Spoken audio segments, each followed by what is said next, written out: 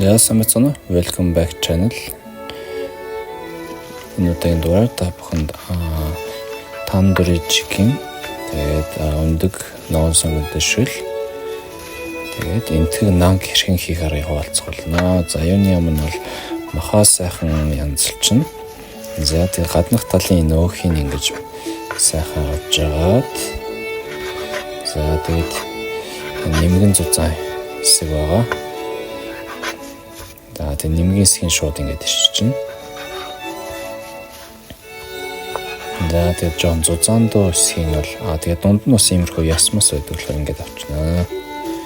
За энэ зузаан хэсгийг бол ингэж голоор нь хуваачна. За энэ дэс зузаан хэсэг бол энийг бас голоор нь хаваад ашиглаж. За энэ ч л ингэж 4-5 шиг юм дахин ашигласан. За гаднах хальсыг бол ингэж хайрлан тавд гэж авс хийж асаа шул гараад авчна.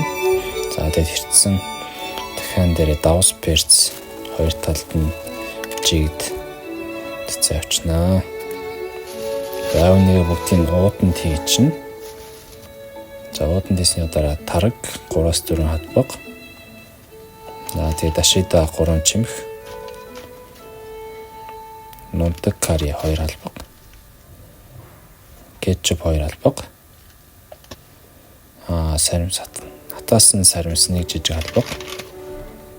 Нунтаг цагаанга 1 жижиг албаг. За давс перц тус бүр 2 чимхий хийгээд за нэлээд сайтар хооронд нь холж агаад сайтар уутаар ингэж нааш шас болгоод бүгд нэгэнжэд очихор болгоод ингээд хөрөгчөнд хийгээд за орцоо 1 цаг байлгана. За тэр хооронд нь шүл наан эдэн тавьчихна. Шүлөө усыг талаачна. Тэгээд давс хийсэн байгаа. За тэгээд 1-р хүрэл 180 г, 2-р хүрэл 90 г. За давс 2 чимэх. Дөрөж 2 чимэх 3 г. Сода 2 чимэх бас 3 г. Сахар 10 г. За тэгээд дунд нь ингэж за гаргаж жагаад за ус 170 г ойролцоогоор 0.7 хаяг авцаа. За тэгээд усаа нэгэн жиг бүгдийг хийхээр багаар хийгээд ингэж явчихна.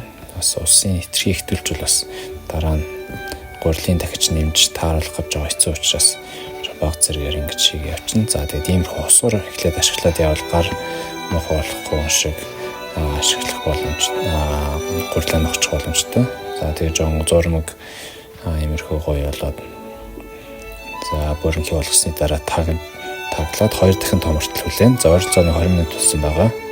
За тагаа аваад харахаар 2 дахин томорсон байна. За үнийг томпогоос гаргаад за тэгээд цэцгийн тус 10 г дотор нь хийж аваад сайтар нухаад өгнө. За тэгээд гарынхаа дулааныг ашиглаад цэцгийн тусаа хайлууланга нэлээд сайтар нухаад цэцгийн тусаа бүх хэсэгтээ нь очтол сайтар нухаад өгнө. За тэгээд хөлмийн гурилцсангаа за наалтад байвал хөлмийн гурлаа нэмж өгөөд сайтар нухаад өгнө.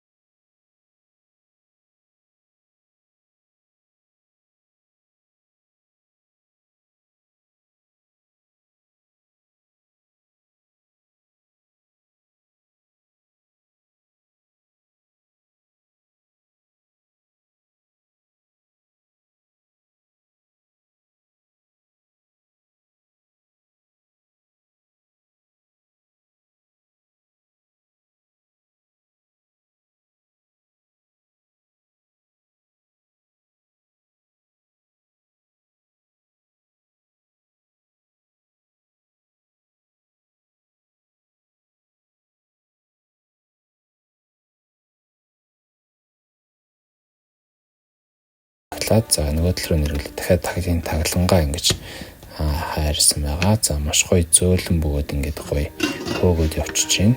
Дурууж сода орсон болохоор бас гоё болж байна. За энэ мэтчлэн ингээд хайраад явчихна. За хайрсангаа нэг тогоондоо ингээд таглагын таагаад хийгээ явчихна. За тэгээд дахиад маань ойролцоогоор 1 цаг болсон. За тэгээд хайрлан дагаалж аваад баг зэрэг тусхийж аваад за зурмнаас дахиад гаргаж хайрлан таван дээр хийгээд за тэгээд хоёр талын маш сайхан шараад гоё шаргал бордуу өнгө ортол нь хайраад өгнө. За тэгээд шүл таван дээр ирсэн ногоос ингээд за бас давс орсон байгаа. За тэгээд перц нэг чимэг ингээд за сой сос нэг жижиг албаг ингээд за тэгээд өндгөө утгаж агаад сайхан утгаад өгнө. За тандыр ичгэн гэвс ингэж хоёр талын сайтар шаад өгнө. За шүлмөн ерөнхийдөө бол хамт нь ойролж өгсөн. За тэгээд галын унтраж агаад за өндгөө тойрлоод хийчихнэ. За тагийн таглаад галын унтрацсан байгаа. За тэгээд тандричгийн маань ч ус бэлэн болсон. За салаад бусдаар ногоонуудаа түүхээр мэдчил ногоонуудаа ингэж бэлдэж тавиад за тэгээд тандричгнэд тавглаа явчихнаа.